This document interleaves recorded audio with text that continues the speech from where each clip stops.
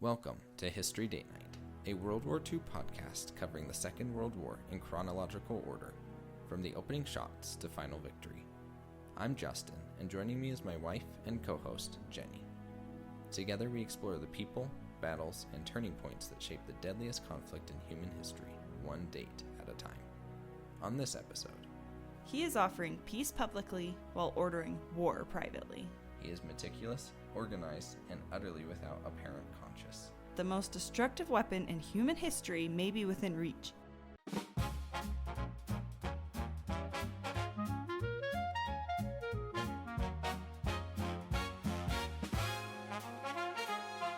Welcome back to History Date Night. I'm Justin. Last episode we closed the Polish campaign. The Battle of Changsha ended. Hitler held his victory parade through the rubble of Warsaw, and the world shifted from watching Poland die to watching what comes next. Poland's government in exile is setting up in Paris. The Polish cryptographers are working with the French intelligence. The Graf Spee is hunting in the South Atlantic, and Stalin has begun squeezing Finland. And I'm Jenny. This week, October 6th through the 12th, is when the shape of the wider war starts to become visible. Hitler makes a peace offer that nobody even considers. China wins a major battle that most of the world just ignores. The machinery that becomes the Holocaust takes several significant steps forward. And on October 11th, a letter signed by Albert Einstein finally reaches President Roosevelt's desk. A letter about atomic energy and what Germany might do with it. Roosevelt's response is just 3 words. He said, "This requires action." Those 3 words eventually become the Manhattan Project. This is a consequential week. October 6th, a Friday, at noon, Hitler stands in the Reichstag, the German parliament in Berlin, and delivers a lengthy speech about the victory over Poland. And then, at the end, he proposes peace. He calls for an international conference of European powers. He says he has no quarrel with France, that he has given everything to foster Anglo-German friendship, that war with the West would be a senseless waste of lives and wealth. He suggests rules to make war less terrible. It's an extraordinarily cynical performance. To understand exactly how cynical, just 3 days earlier, on October 3rd, Hitler told his generals to begin planning the invasion of France. Directive number 6, which he issues formally on October 9th. He orders preparations for an offensive through the Netherlands, Belgium, and France, what he calls Plan Yellow, to be launched at the earliest possible moment. The peace speech and the war directive are written in the same week, possibly the same few days. He is offering peace publicly while ordering war privately. The British government dismisses the speech the same day. It's delivered as vague and obscure. On October 7th, French Prime Minister Daladier rejects it outright. He says any settlement at this point would only consecrate conquest by deceit or violence. On October 12th, British Prime Minister Chamberlain delivers the formal British response in the House of Commons. It is a measured, careful, and completely firm response. He says, peace conditions cannot be acceptable, which begin by condoning aggression. He notes that no reliance can be placed upon the promises of the present German government. Britain and France both say no. The phony war, the strange suspended period where the Western Front sits quiet while everyone waits, continues. And then, on October 11th, something strange happens in Berlin.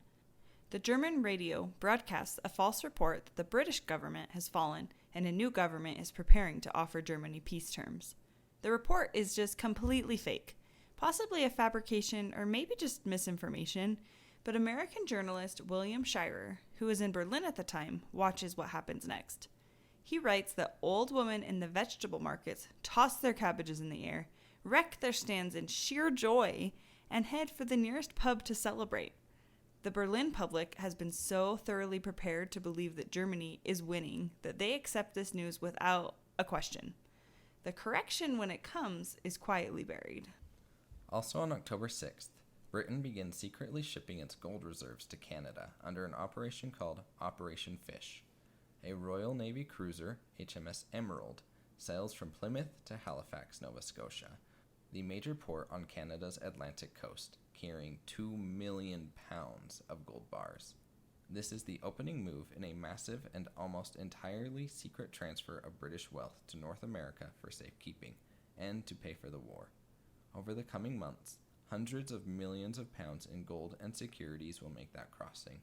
Britain is already planning for the possibility that the war gets much worse. October 6th also brings good news from a part of the world that has been at war far longer than Europe. The first Battle of Changsha ends in a decisive Chinese victory.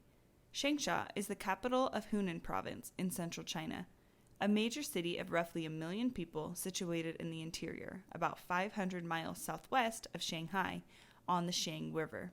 It's an important industrial and transportation hub, and Japan has been trying to capture it as part of its drive to knock China out of the war entirely.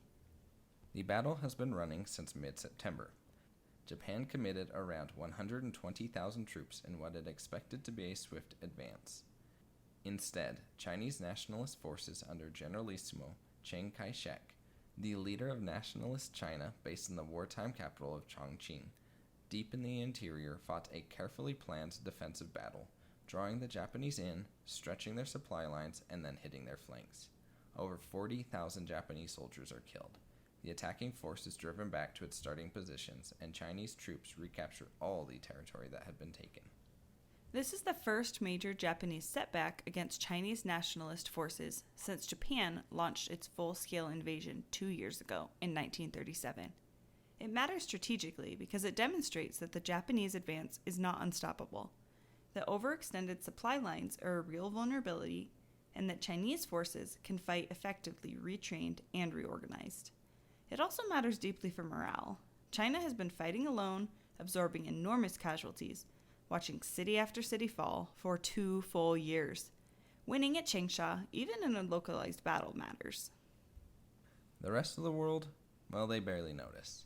European newspapers are full of Hitler's peace speech. The Changsha victory gets a paragraph or two, if that. But we promised in episode 1 to cover this war everywhere, not just in Europe. The people of China are fighting and dying in a conflict that will claim somewhere between 15 to 20 million Chinese lives before it ends. The Chinese contribution to the war matters significantly both now and later in the war, as we will see. On October 7th, a Saturday, Hitler appoints Heinrich Himmler as the Reich Commissioner for the Consolidation of the German Race, a title whose bureaucraticness disguises its meaning.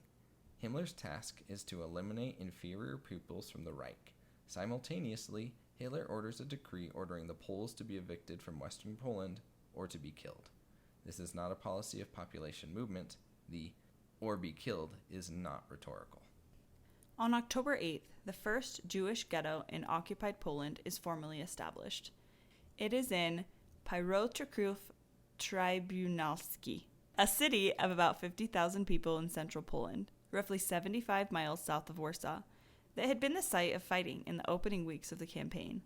The ghetto confines the city's Jewish population, about 18,000 people, to a specific restricted area of the city. They are not allowed to leave without permission. Their movements, their commerce, their contact with the outside world are all controlled and monitored. It is the model that will be replicated in city after city across occupied Poland and eventually across all of German-controlled Europe. And on October 12th, a 33-year-old SS officer named Adolf Eichmann begins deporting Jews from Austria and Czechoslovakia into Poland. Eichmann heads Section 4B4, or Ver of the RSHA, the bureaucratic unit specifically responsible for assembling Europe's Jewish population under German control. He is meticulous, organized, and utterly without apparent conscience. He will become one of the most important administrators of the Holocaust, and his story doesn't end in 1945. We will come back to him. Also, on October 12th, Hitler appoints the Nazi lawyer Hans Frank as head of the general government, the German-administered territory of occupied Poland that is not directly annexed into the Reich. Frank's seat at government will be Wawel Castle in Kraków, the ancient royal castle of Polish kings, the heart of Polish national identity, the place where Polish royalty is buried. A Nazi lawyer sits down in the throne room of the Polish kings and begins administering the occupation. The symbolism is deliberate. Frank will rule with extraordinary brutality. He is eventually tried for his crimes at Nuremberg and executed in 1946. Meanwhile, on October 8th, a German submarine U-47, under the command of Günther Prien, sets out from Kiel, the German naval base on the Baltic coast, on a mission that its crew has been told is either brilliant or suicidal. Its target is Scapa Flow, the Royal Navy's main anchorage in the Orkney Islands off the northern tip of Scotland. Scapa Flow is a vast, sheltered natural harbor about 6 miles across, surrounded by islands, with controlled channels in and out. The entire British home fleet, battleships, cruisers, carriers, shelter there. It is considered impregnable. Prien has studied charts suggesting that one of the entrances to Scapa Flow, called Kirk Sound, may be navigable by a submerged submarine at certain tidal conditions, despite being partially blocked by sunken block ships. He has volunteered for the mission, knowing the odds. U-47 sets out from Kiel and begins making its way north. We will follow what happens next in the next episode. But for now, know that a submarine is heading for the most secure anchorage in the British Empire, and its captain believes that he can get in. On October 11th, a banker named Alexander Sachs walks into the Oval Office carrying a letter. The letter was written on August 2nd, 1939, a month before the war began, and was signed by Albert Einstein. It had been drafted and redrafted over months by Einstein and a Hungarian-American physicist named Leo Szilard. Szilard had been trying to get the letter to Roosevelt since the spring. It has taken this long to find the right messenger. The letter warns Roosevelt that recent research into uranium fission, splitting the atom, has opened the possibility of constructing extremely powerful bombs of a new type. It notes that a single bomb of this type, carried by boat and detonated in a port, could destroy an entire city and surrounding harbor. More urgently, it warns that Germany has already stopped the sale of uranium ore from Czechoslovakia, a country that it now controls, which suggests that Germany may be pursuing the research itself. Einstein and Szilard are not speculating idly. They are telling the president that the most destructive weapon in human history may be within reach, and that Nazi Germany may be trying to build it first. Roosevelt hears the letter. Sachs reads it aloud to him and sits quietly for a moment. Then he says, "What you're after is to see that the Nazis don't blow us up." He calls an aide into the room and says, "This requires action." He establishes the Uranium Advisory Committee shortly after.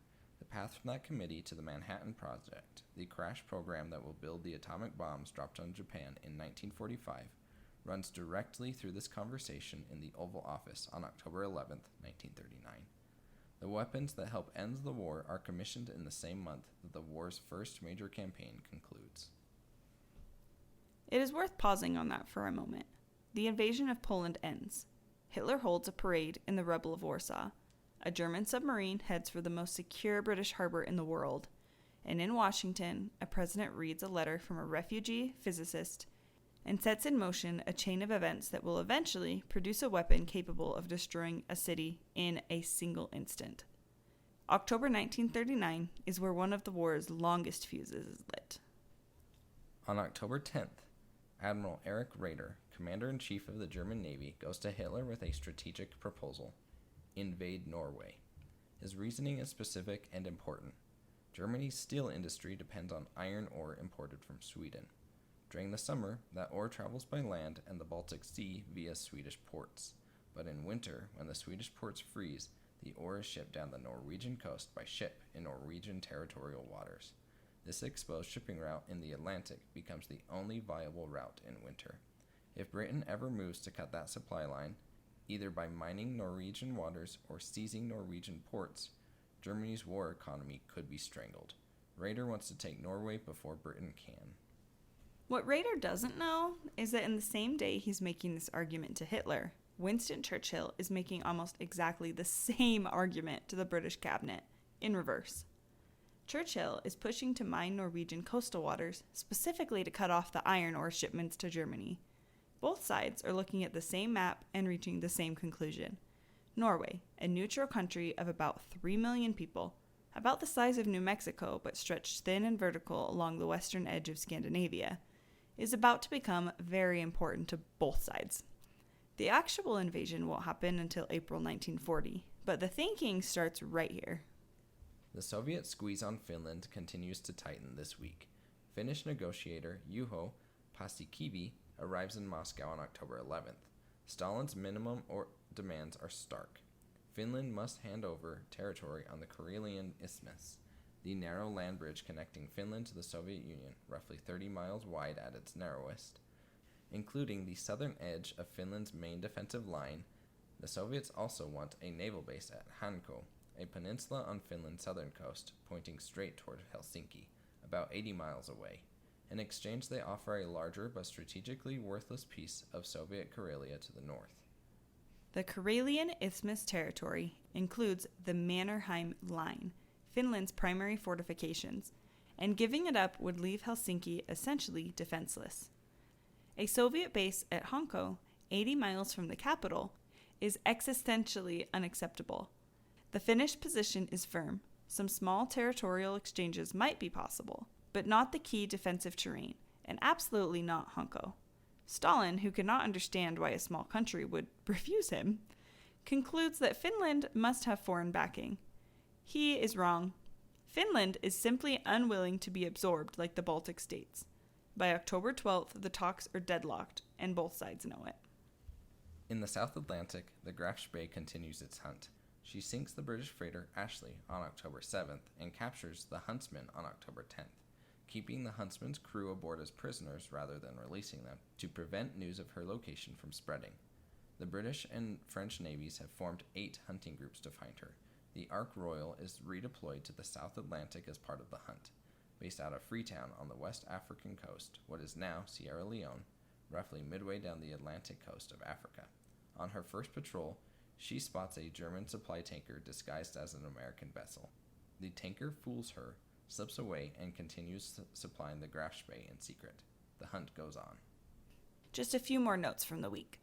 On October 11th, the RAF announces the Empire Air Training Scheme, a massive program to train Allied aircrew across Canada, Australia, and New Zealand. By the war's end, 88,000 aircrew will have been trained through it. It's one of the most important logistic decisions of the early war, even if it just sounds administrative. Also, on October 11th, jazz saxophonist Coleman Hawkins records Body and Soul for Bluebird Records in New York City. It becomes one of the most important jazz recordings ever made. The solo Hawkins plays essentially invents modern jazz harmony. It shows that history really does happen everywhere at once.